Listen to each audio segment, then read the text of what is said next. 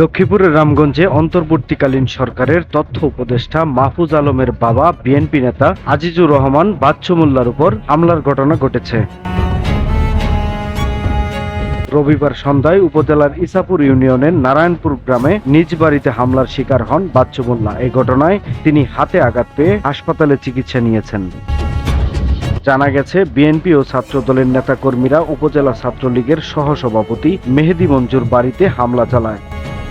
এ সময় বাচ্চু মোল্লা বিষয়টি জানতে পেরে সেখানে উপস্থিত হলে সংঘর্ষের মধ্যে পড়ে যান। বলে রাখা ভালো, বাচ্চু ও মঞ্জু সম্পর্কে চাচা ভাতিজা। বাচ্চু মোল্লা পরিস্থিতি শান্ত করতে গেলে নিজ দলীয় এক পক্ষ ক্ষিপ্ত হয়ে তার উপর হামলা চালায়। এতে তিনি হাতে আঘাত পান। পরে স্থানীয়রা তাকে উদ্ধার করে উপজেলা স্বাস্থ্য কমপ্লেক্সে নিয়ে যান। চিকিৎসা শেষে বর্তমানে তিনি বাড়িতে অবস্থান করছেন।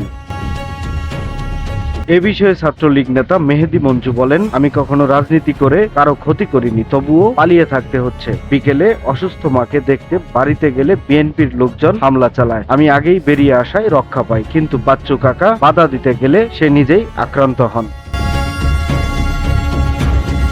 এ ব্যাপারে রামগঞ্জ থানার ভারপ্রাপ্ত কর্মকর্তা আবুল বাশার জানান, বাচ্চু মোল্লার বাড়ির সামনেই দুপক্ষের মধ্যে উত্তেজনা সৃষ্টি হয়। তিনি পরিস্থিতি শান্ত করতে গেলে এক পক্ষ তার উপর চড়াও হয় এবং হামলার শিকার হন। এতে তিনি হাতে আঘাত পান এবং হাসপাতালে চিকিৎসা নেন। তবে এই ঘটনায় থানায় কোনো অভিযোগ দায়ের হয়নি।